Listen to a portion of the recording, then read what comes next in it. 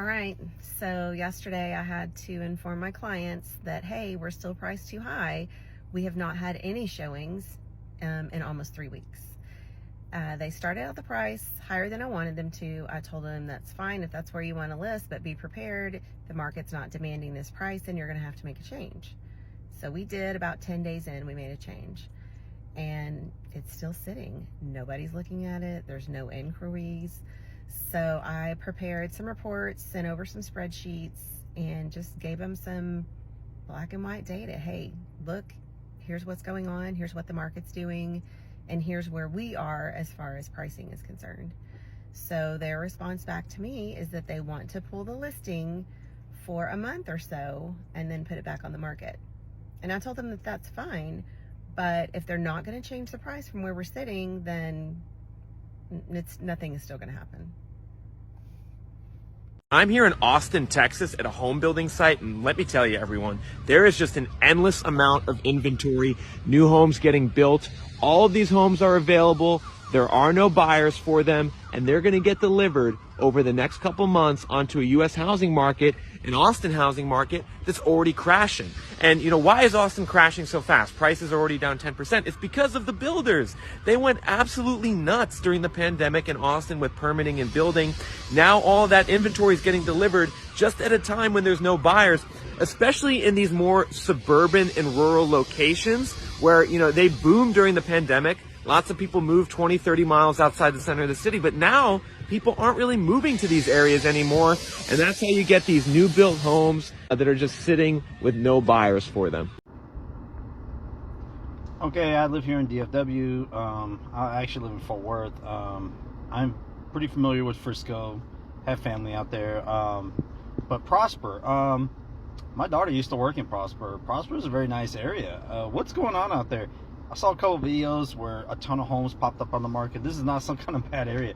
These are like $1 million homes, probably like 800,000 to 1.2 million. These are big, nice homes. It's a nice, pretty new area, affluent area.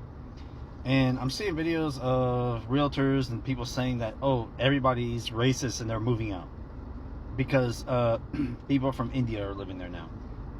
Now, there's got to be something more to it. I'm a realtor here. There's got to be something more to this story because Frisco, there's a lot of Indian communities in DFW. A lot. A lot. And Frisco has a lot of people from India there. And Frisco has been growing forever. And so is Prosper. Like, why all of a sudden are people leaving? Like, something happened. This whole, all of a sudden everybody's leaving because there's, there's people from India here. Like, there's been people from India in that area, for decades. That's BS. You don't just have a bunch of people flocking for $1 million homes all at once just because all of a sudden they all realize that there's people from India here. Give me a break. There's always been people from India.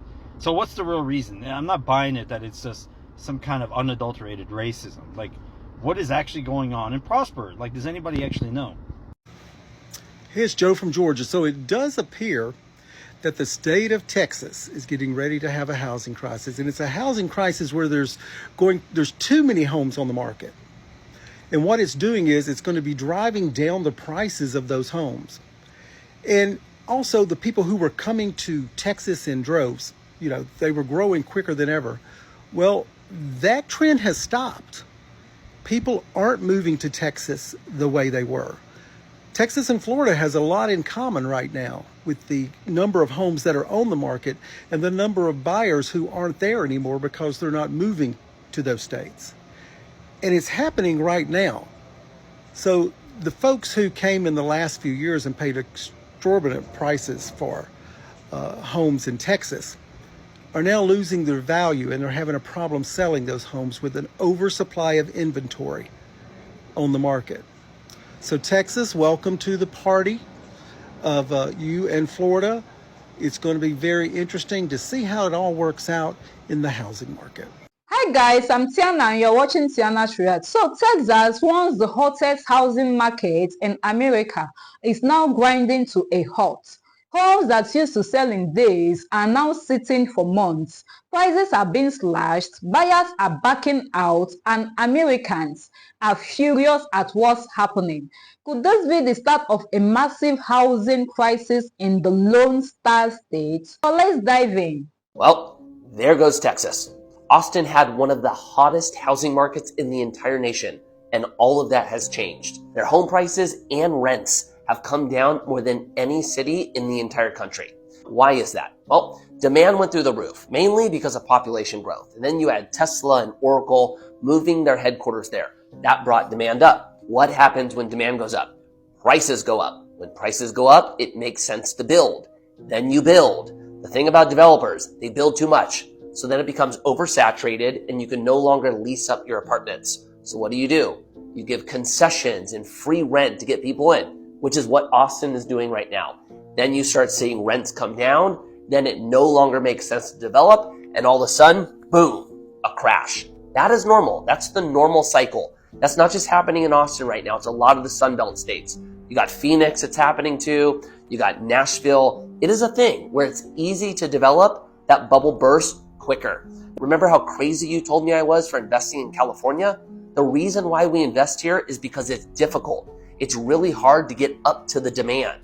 So the corrections don't happen as quick. This is going to be something interesting to watch. California's 2 million units short. Everywhere else, or a lot of these cities, rents are going down. Hi, I'm Harrison Mantis. I'm a reporter for the Fort Worth Star-Telegram, and recently I reported a story about what's happening in the local housing market. We're starting to see a huge spike in the number of homes for sale. In fact, it's the highest it's been since 2012. At the same time, there don't seem to be the same number of people lining up to buy. In fact, we've seen negative numbers for the first few months of the year.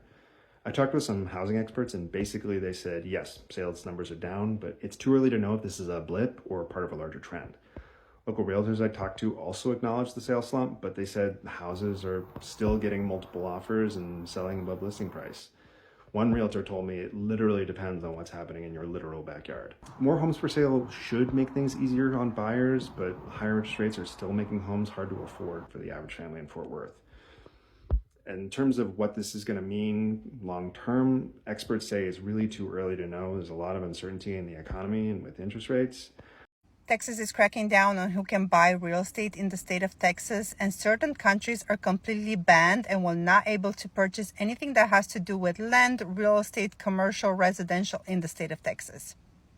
Senate Bill 17 passed in June 2025, and this bill is going into effect starting with September 1st. And starting with September 1st, citizens from China, North Korea, Russia, and Iran are banned from buying properties in the state of Texas.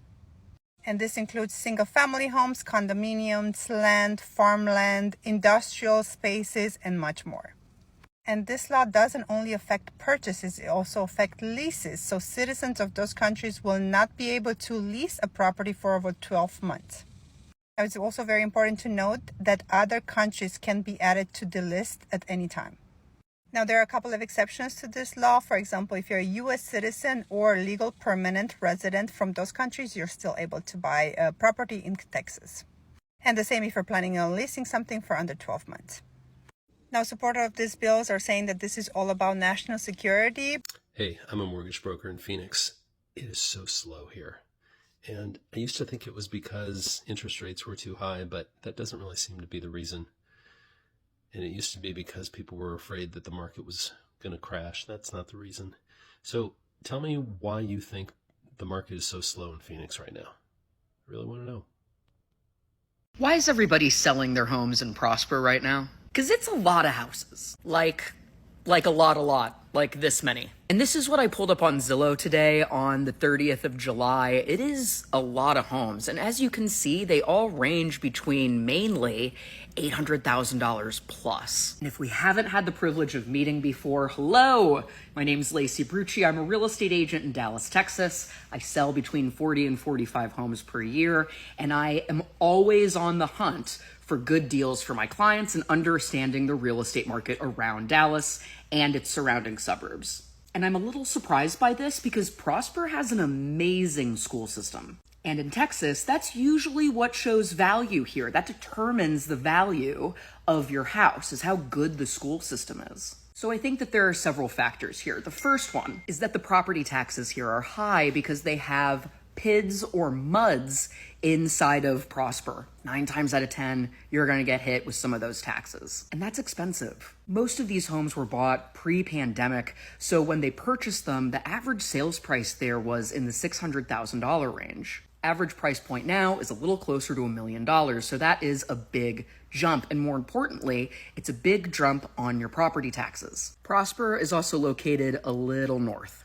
There you go, now you can see a little bit better. And there's not a whole lot to do in Prosper. If you want to go out, be entertained, go to a restaurant, go to a fun bar, you are going to end up going to Frisco. Frisco has much more of the nightlife scene, the bars and restaurants, and is a lot more developed commercially. So to sum this all up, I think the reason that we have so many homes for sale in Prosper is, one, the property taxes are expensive, and now they've caught up to people who are now averaging $1 million home assessment in the state of Texas over in Prosper. It's located about 15 to 20 minutes away from an entertainment district. And quite frankly, I think a lot of people are cashing in on the equity that they made if they purchased during the pandemic or right before. If you like stuff like this, make sure you like and follow me so that way I don't get lost in your algorithm. And if you want me to answer any real estate questions around North Texas, I'm always happy to. So guys, this slowdown in Texas real estate is shaking the entire market, and families are feeling the pains. If mortgage rates, property taxes, and insurance costs don't ease up, experts warn this could be just the beginning of a much bigger crisis. What do you think, guys? Is Texas heading for a real estate crash? Let me know in the comments, and don't forget to like, share, and of course, subscribe for more breaking updates. See you in the next one.